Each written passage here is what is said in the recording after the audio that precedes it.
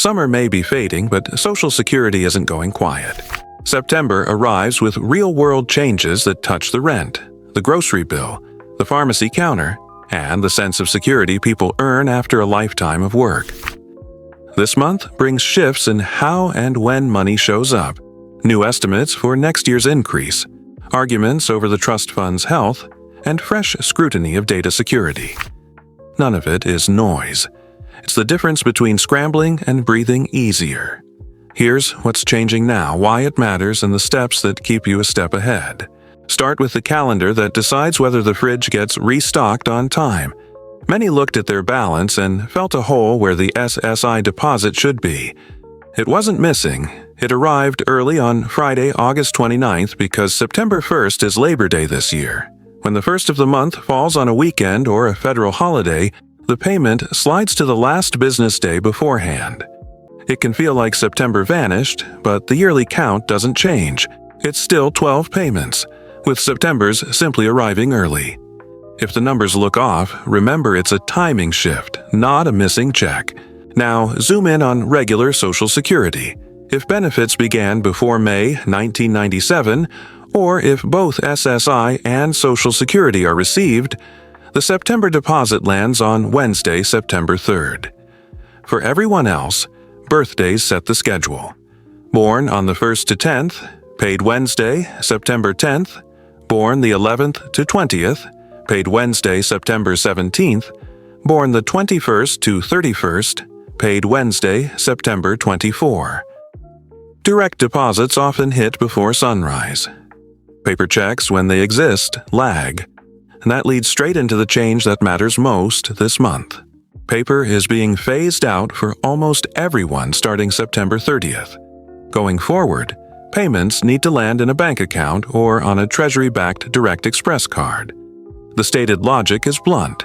Electronic deposits are faster, safer, and far less likely to be lost or stolen, and the switch saves taxpayers millions every year.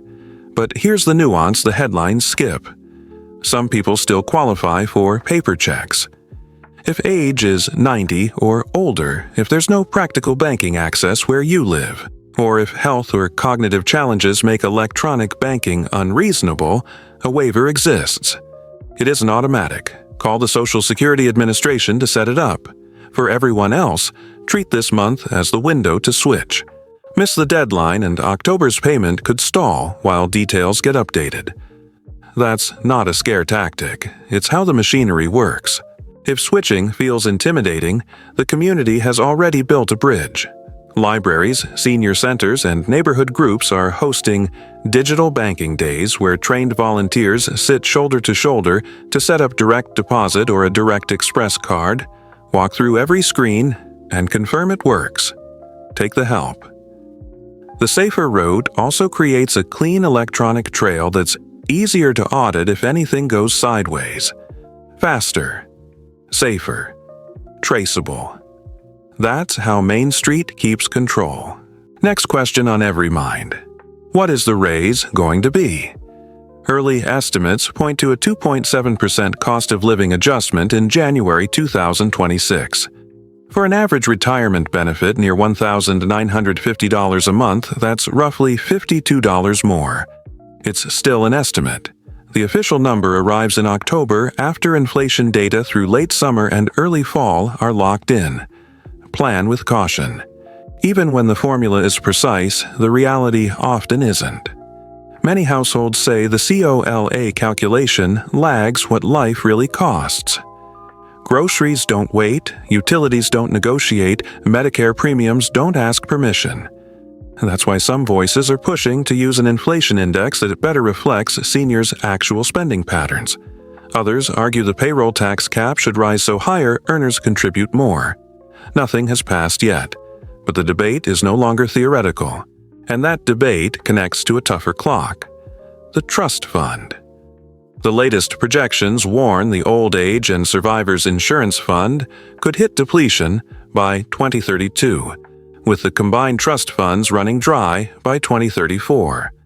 If lawmakers do nothing, incoming payroll taxes would cover only about 76% of scheduled benefits, an across-the-board cut near 24%.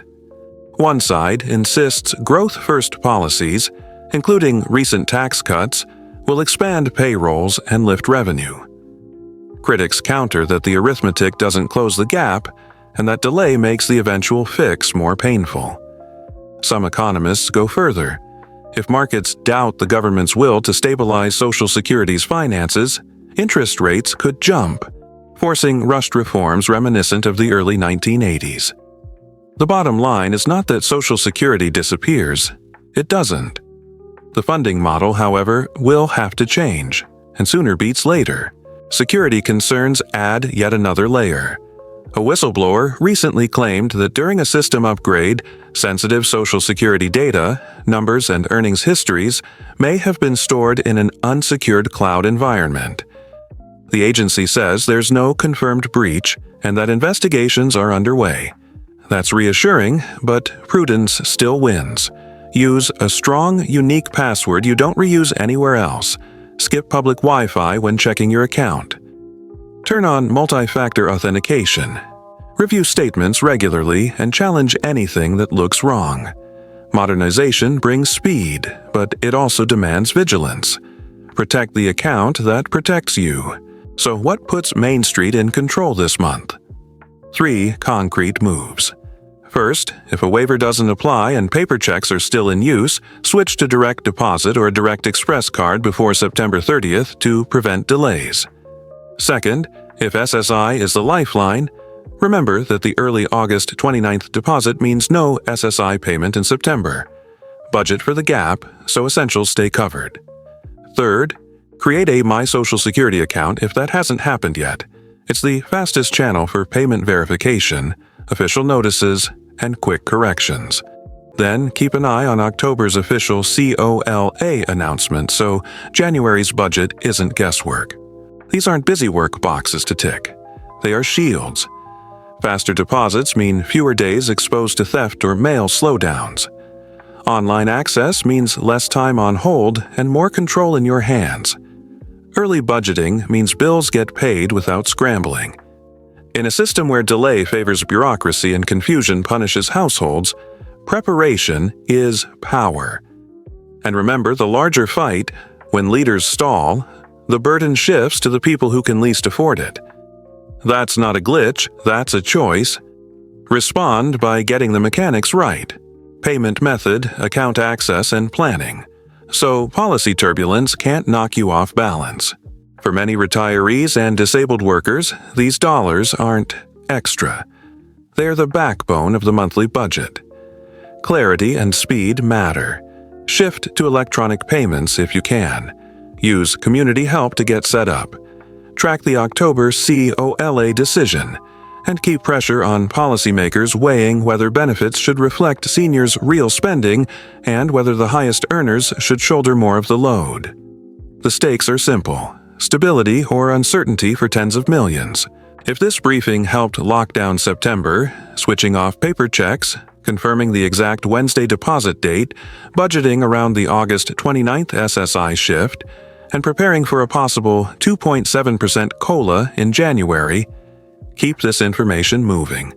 Subscribe for future updates like to boost the signal so others aren't blindsided, and add a comment with the one change you'd make first. Faster service, a smarter inflation index, or a higher payroll cap that makes the top pay-in. Here's the cliffhanger to carry into tomorrow. If Congress stares down a 24% cut, which lever gets pulled first? A new inflation index, a higher payroll cap, a later full retirement age, or a different formula entirely? And who pays the price when the decision finally lands?